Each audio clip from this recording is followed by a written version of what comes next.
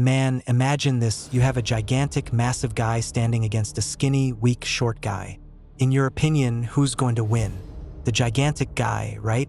Anyone in your place would say the same thing. So, how in the world did America, the strongest country in the world, lose the Vietnam War? And why do you think there isn't a single video that talks about the biggest weapon the Vietnamese used? What's the real story that America doesn't tell about that defeat? Honestly, this whole thing has me thinking. Stick with me and we'll analyze it together. In the Vietnam War, America paid a heavy price in lives and used all its firepower, yet it failed to win. So, what is the one thing you can't buy with money that a poor country can have that makes it capable of defeating a superpower? To understand how America lost, we have to go back in time. In the 50s and 60s, America was terrified of communism. They had this idea called the domino theory. Imagine a row of dominoes standing side by side. If one falls, the rest will too. America saw that if Vietnam fell to the communists, many other countries in Southeast Asia would follow. So, for America, the war wasn't just about Vietnam. It was about the future of the entire world. They wanted to prove they were the superpower that could stop any communist threat. But they entered a fight they didn't fully understand. America, with all its war equipment and firepower, entered a conventional war against an army that wasn't fighting the same way.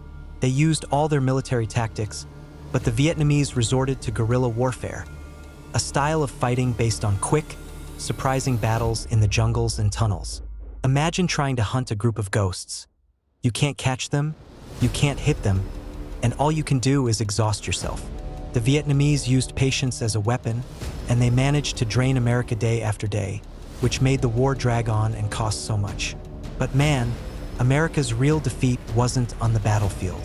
The defeat was in a second war America fought at home and lost. Vietnam wasn't just fighting America.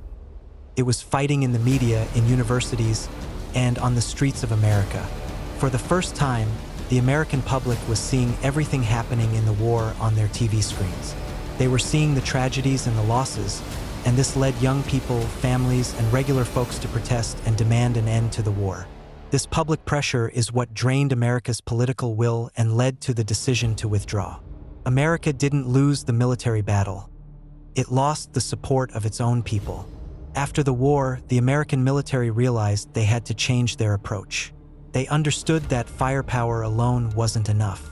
They learned they had to understand the enemy's culture and mindset. Most importantly, they learned that the support of the people is the most powerful weapon for any army. Without the people's faith in the war, any military force can crumble. This is something we see in all modern conflicts. In the end, the Vietnam War wasn't just a military conflict. It was a lesson in true power. Power isn't about weapons. Power is about belief.